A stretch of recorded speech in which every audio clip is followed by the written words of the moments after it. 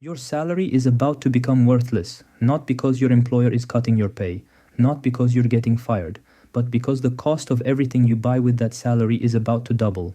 And it's happening because of something that occurred 3,000 miles away in a country most Americans couldn't find on a map.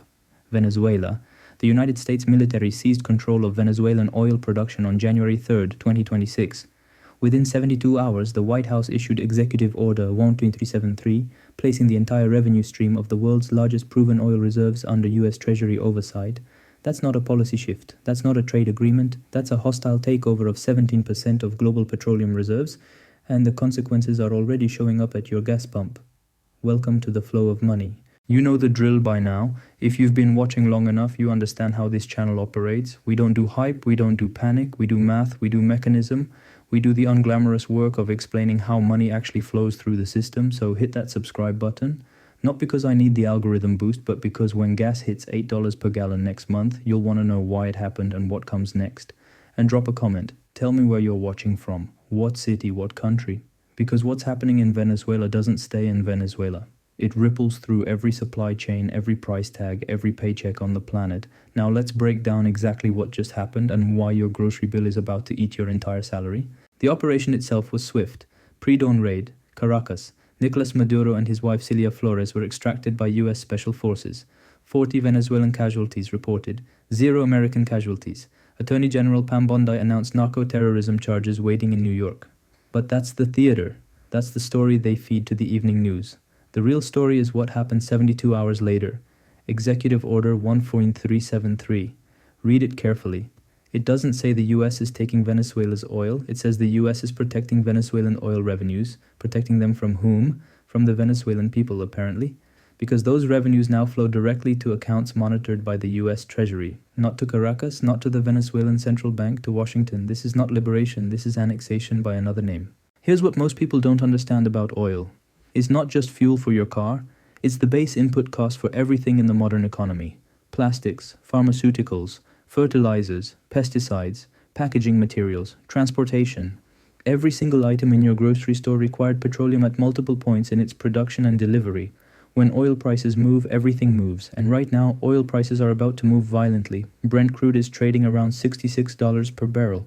West Texas Intermediate is near 61. Those numbers are artificially suppressed because traders are pricing in future Venezuelan supply flooding the market.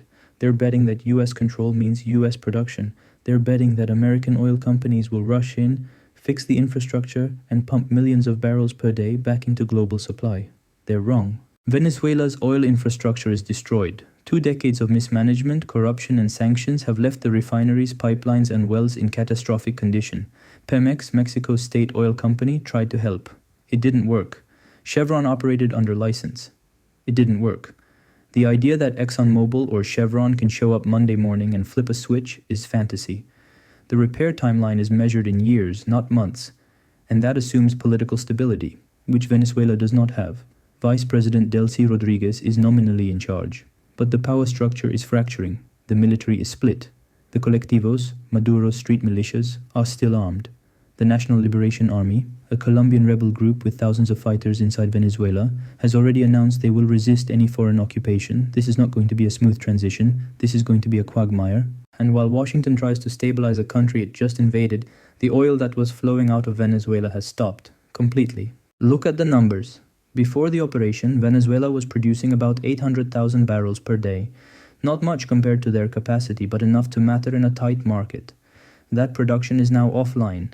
The tankers that were loading crude at Venezuelan ports are sitting empty. The refineries that were processing heavy Venezuelan crude are looking for alternative suppliers. And there are no alternative suppliers. OPEC is already producing near capacity. Saudi Arabia could increase output, but they won't. They're happy to see prices rise. Russia could help, but they're under sanctions and their production is falling. The United States could pump more, but shale production has plateaued and the Biden-era restrictions on drilling permits are still in effect. The market was barely balanced before Venezuela went offline. Now it's not balanced at all. And that imbalance has a name. It's called a supply shock. Every time there's a supply shock in oil markets, the same thing happens. Prices spike. Consumers panic. Governments intervene. But intervention doesn't create barrels of oil that don't exist. The Strategic Petroleum Reserve, the emergency stockpile the US government keeps for situations exactly like this, is already at historically low levels. It was drained in 2022 to fight inflation. It was drained again in 2024 to stabilize prices before an election. There's not much left. And even if they release every barrel, it buys maybe 30 days of breathing room. Then what? Then the market faces reality. Global oil demand is 102 million barrels per day. Global supply, with Venezuela offline, is about 101 million barrels per day. That 1 million barrel deficit doesn't sound like much, but in commodity markets, a 1% shortfall can drive prices up 50%, because the last barrel, the marginal barrel, the barrel that determines the price, gets bid up to insane levels when everyone is fighting for it. This is the part most people miss. The price you pay at the pump is not the average cost of oil, it's the marginal cost. It's what the most desperate buyer is willing to pay for the last available barrel. And right now there are a lot of desperate buyers. China needs oil to keep its factories running. India needs oil to keep its economy growing. Europe needs oil to stay warm and mobile. Japan needs oil for everything. And none of them produce enough domestically. They all compete in the same global market. When supply tightens, the bidding war begins. And the winners of that bidding war are not individuals filling up their Toyota Camry. The winners are nation-states with deep pockets and strategic reserves to defend, which means regular people, people like you, get priced out. The gas station down the street doesn't care about your budget. It cares about replacing the fuel it sells. And if replacement fuel costs $8 per gallon wholesale, that's what you're paying retail, plus a markup. Now let's talk about the second-order effects, because expensive gas is just the beginning. Every truck that delivers goods to every store runs on diesel. Diesel prices track crude oil prices. When crude goes up, diesel goes up. When diesel goes up, shipping costs go up. When shipping costs go up, every product that moves by truck gets more expensive. Food, clothing, electronics, furniture, medicine, everything. And it's not just trucks, it's planes. Jet fuel is refined from crude oil. When crude prices spike, airlines either raise ticket prices or cut routes. Both outcomes make travel more expensive and less accessible. It's ships. Bunker fuel, the heavy fuel oil that cargo ships burn, is a petroleum product. Container shipping rates are already elevated. They're about to go higher, which means anything imported, which is almost everything, costs more. But there's a more insidious effect that most people don't see coming. Inflation expectations. When people see gas prices rising, they expect other prices to rise. And when they expect prices to rise, they change their behavior. Workers demand higher wages. Businesses raise prices preemptively.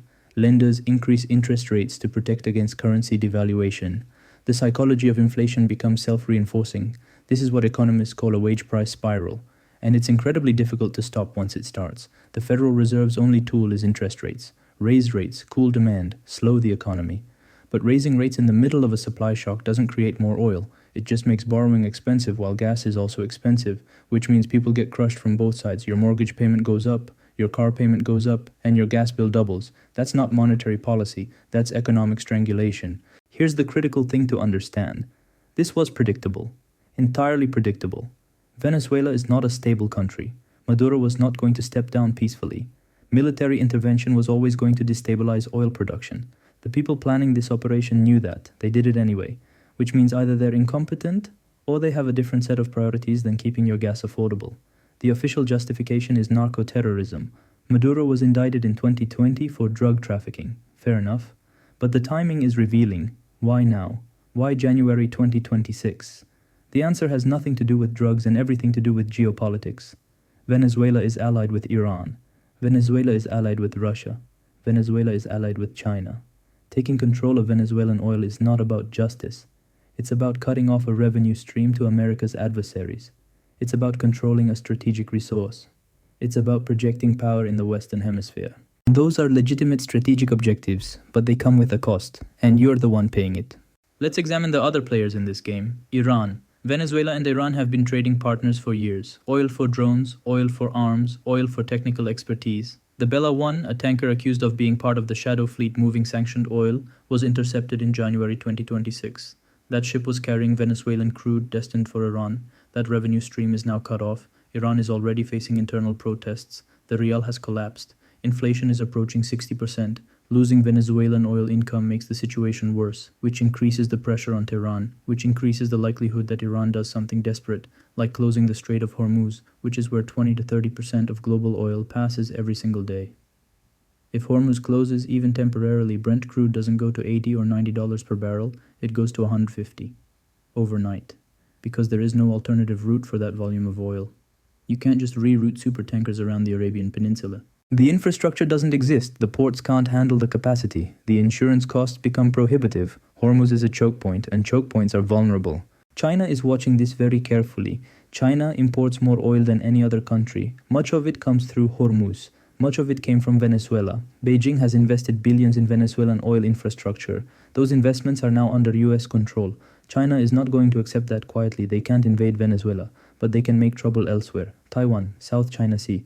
Economic sanctions against US companies. There are many pressure points, and when great powers start squeezing each other's pressure points, markets get unstable. Russia is in a similar position. They've been propping up Venezuela for years, keeping Maduro in power, providing military support, and now, just like in Syria, Russia failed to protect the client state. That sends a message to every other country depending on Russian security guarantees. If Moscow can't save Assad and can't save Maduro, why would anyone trust Russian protection? This undermines Russia's credibility as a great power, which forces them to prove their strength somewhere else. Escalation in Ukraine, provocations in the Baltics, cyber attacks on Western infrastructure. Russia under pressure is a dangerous Russia. Saudi Arabia and OPEC are the wild cards. They could theoretically increase production to offset the Venezuelan shortfall. But why would they? Higher oil prices mean higher revenue. The Saudi budget needs oil above $80 per barrel to break even. Right now, with prices at 66, they're not making enough. If prices go to 90 or 100, the Saudi Treasury fills up.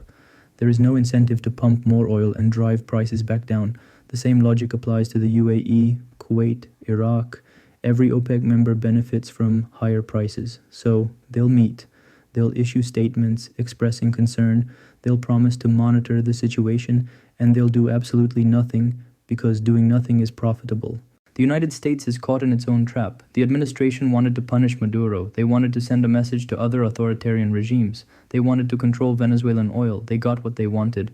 But the consequences are spiraling beyond their control. Domestic gasoline prices are now a political crisis. Inflation, which was finally starting to ease, is about to roar back. The Federal Reserve, which was planning to cut interest rates, now has to reconsider. And the 2026 midterm elections are 9 months away. High gas prices kill incumbents. Always have, always will. So now the administration is scrambling, releasing strategic reserves, pressuring OPEC, negotiating with Iran even though they just tightened sanctions, talking to Venezuela's interim government about restarting production, but none of that produces actual barrels of oil in the next 60 days, and 60 days is all they have before consumers start screaming. Let's talk about what $8 gas actually means in practical terms. The average American drives about 13,500 miles per year. The average fuel economy is around 25 miles per gallon. That's 540 gallons per year. At $4 per gallon, that's 2,160 annually. At $8 per gallon, that's $43.20 annually. That's an extra $2,160 per year, per car. If you have 2 cars in your household, that's $4,320 additional expense. For most families, that's an entire month's salary, just evaporated. But it's worse than that because gas prices don't exist in isolation. When gas goes up, food goes up. Groceries already cost 25% more than they did in 2020. Add another 15 to 20% because of transportation costs. Your $200 weekly grocery bill becomes $240. That's an extra $2,000 per year. Add it all together: gas, food, heating, electricity. The average household is looking at $6,000 to $8,000 in additional annual expenses, and wages are not increasing by $8,000. Wages are barely keeping up with current inflation, which means people have 3 choices: cut spending, go into debt, or stop paying for something essential. All 3 choices lead to economic contraction. Consumer spending drops, businesses suffer, layoffs begin, recession arrives. Here's where the system breaks down completely. Most people live paycheck to paycheck. The Federal Reserve's own data shows that 40% of Americans cannot cover a $400 emergency expense without borrowing. That's not because they're irresponsible. That's because the cost of living already exceeds their income. Now add $8,000 per year in additional costs. What happens? Credit card debt explodes. Auto loan delinquencies rise. Mortgage defaults increase. The financial system, which is built on the assumption that people will pay their debts, starts to crack. Banks tighten lending standards, which makes it harder for people to borrow, which forces them to cut spending even more, which accelerates the economic contraction. This is not a hypothetical scenario. This is basic arithmetic, and the arithmetic does not care about political messaging or optimistic forecasts. The arithmetic is unforgiving. Now let's examine the global implications, because America is not the only country dealing with this. Europe is heavily dependent on imported oil. They have no domestic production to speak of. They were already paying premium prices because of the Russia-Ukraine situation. Russian oil is partially sanctioned. Russian gas pipelines are damaged. Europe has been scrambling to find alternative suppliers. Now, one of those alternatives, Venezuela, is offline. European diesel prices are about to spike, which hits their trucking industry, which hits their agriculture, which hits their food prices, which fuels inflation, which forces the European Central Bank to keep rates high, which keeps their economy stagnant. Germany, the engine of Europe, is already in recession. France is struggling. Italy is drowning in debt. High energy costs make everything worse. Asia faces the same problem but more acute. Japan imports nearly 100% of its oil. South Korea imports nearly 100%. India imports about 85%. China imports about 70%. These economies depend on affordable energy to function. When energy costs spike, their industrial sectors suffer. Export competitiveness declines. Trade balances worsen. Currency pressures increase. The Indian rupee, already weak, gets weaker. The Chinese yuan, already under pressure from capital flight, faces more selling. And currency depreciation makes imported oil even more expensive. It's a vicious cycle. Weak currency means expensive oil means weaker economy means weaker currency, round and round. Africa and Latin America, regions that are oil importers, face catastrophic impacts. Their economies are more fragile, their currencies are less stable, their governments have less fiscal space to subsidize fuel costs. When gas prices double, it doesn't just hurt consumers, it destabilizes governments, food riots, protests, political upheaval. We've seen this pattern before. The Arab Spring in 2011 was partially triggered by high food and fuel prices. The pattern repeats. Economic stress creates political instability. Political instability creates economic stress. The feedback loop intensifies. Here's the mechanism most people miss. Energy is not just another commodity. Energy is the foundation of everything. Every economic activity requires energy. Agriculture requires diesel for tractors and natural gas for fertilizer. Manufacturing requires electricity and petroleum feedstocks. Transportation requires gasoline, diesel, and jet fuel. Services require heating, cooling, and lighting. There is no economic activity that does not consume energy, which means energy prices set a floor for all other prices. You cannot have cheap anything if energy is expensive. This is thermodynamics. This is physics. And physics does not negotiate. The political response will follow a predictable pattern. First, denial. Officials will say the price spike is temporary. They'll blame speculators. They'll promise relief is coming. Second, scapegoating.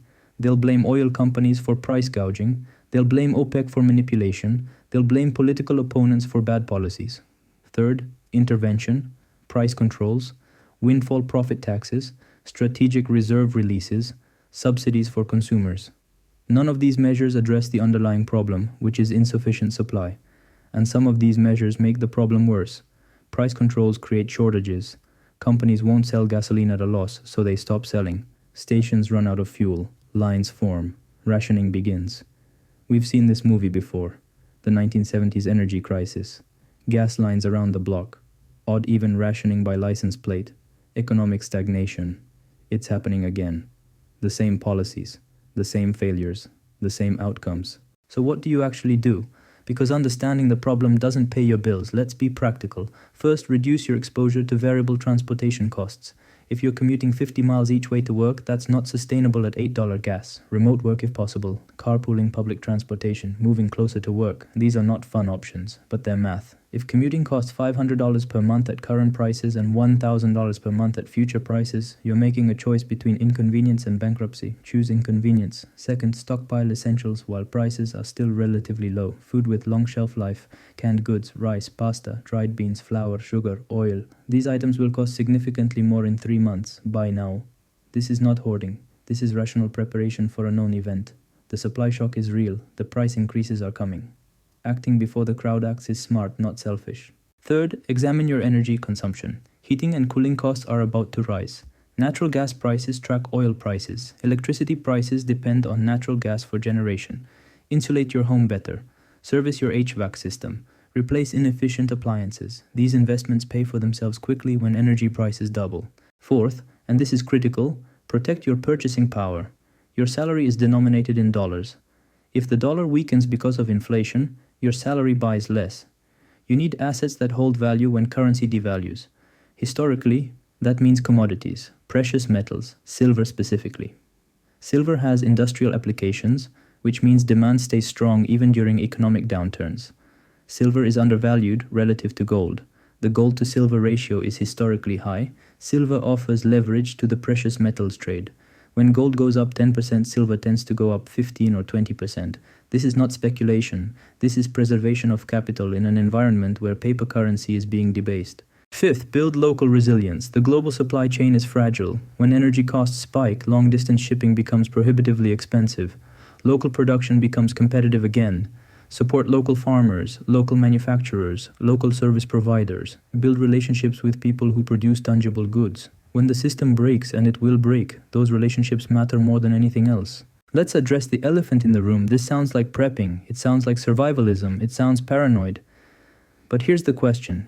Is it paranoid if the threat is real? The Venezuelan oil supply is offline. That's a fact. The market is undersupplied. That's a fact.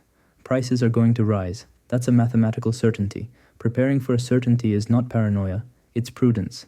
The people who will suffer most are the ones who ignored the signals. The ones who kept living as if nothing changed. The ones who believed the official reassurances. You don't have to believe me. You can wait and see.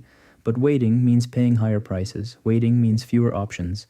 Waiting means joining the crowd scrambling for solutions after the crisis arrives, the informed act while others debate. Here's the larger pattern. Every time there's an energy shock, wealth transfers from consumers to producers, from oil importers to oil exporters, from workers to owners of energy assets. The average person gets poorer. The people who own oil fields, refineries, pipelines, and tankers get richer. This is not a moral judgment. This is description. The system is designed this way. Energy scarcity creates price increases. Price increases create profit for suppliers. Profit flows to owners. Owners accumulate more capital. Capital buys more assets. The cycle repeats. If you're not on the ownership side of that equation, you're on the losing side. The Venezuela operation was sold as an anti-narcotics mission, but follow the money. Who benefits from higher oil prices? U.S. shale producers. They've been struggling with low prices. Now prices are going up. Their margins improve. Their stock prices rise. Who benefits from controlling Venezuelan reserves? U.S. oil majors. ExxonMobil has been trying to access those reserves for decades. Now they have a path. Who benefits from cutting off Iranian oil revenue? Israel, Saudi Arabia, the entire Sunni Middle East. These are the winners. The losers are ordinary people watching their paychecks evaporate at the gas pump. The timing is deliberate. January 2026, 9 months before midterm elections. Long enough for the administration to fix the problem or spin the narrative, but not long enough for people to forget. Energy prices are visceral. People notice immediately, and they vote accordingly. So the political calculation is clear. Take the hit now. Solve it fast, or lose power. The problem is that solving it fast is not possible. Venezuelan infrastructure cannot be repaired in 9 months. Alternative supplies do not exist. The strategic petroleum reserve is nearly empty. There is no quick fix, which means the political pain will extend through the election cycle, which means the opposition will weaponize it, which means the next administration will inherit a mess they didn't create but will be forced to manage. And that's the depressing reality of energy policy. It's always reactive, never proactive. Politicians respond to crises, they don't prevent them, because prevention requires long-term thinking. It requires investment in infrastructure. It requires telling voters things they don't want to hear. Much easier to kick the can down the road, let the next guy deal with it, until suddenly it's your problem and there's no road left. That's where we are now. The can has hit the wall, and the wall is not moving. The final question is how long this lasts. Optimists say 6 months. Get Venezuelan production back online. Prices stabilize. Crisis over. Pessimists say years. The infrastructure damage is too severe. The political situation is too unstable.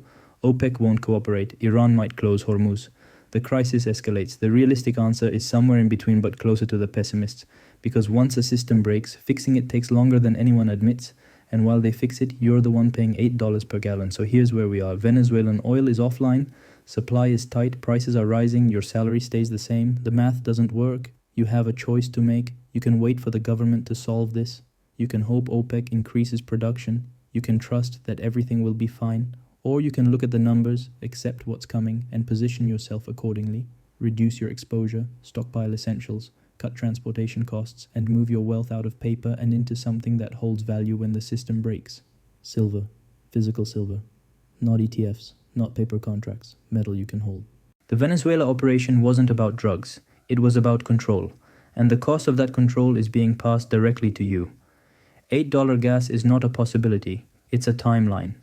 The only question is whether you prepared or whether you're going to be one of the millions standing in line, complaining about prices you can't afford, wondering why no one warned you. Someone just did. The flow of money doesn't stop, it just changes direction, And right now, it's flowing away from your wallet and into the pockets of people who saw this coming. Don't be the last one to figure it out.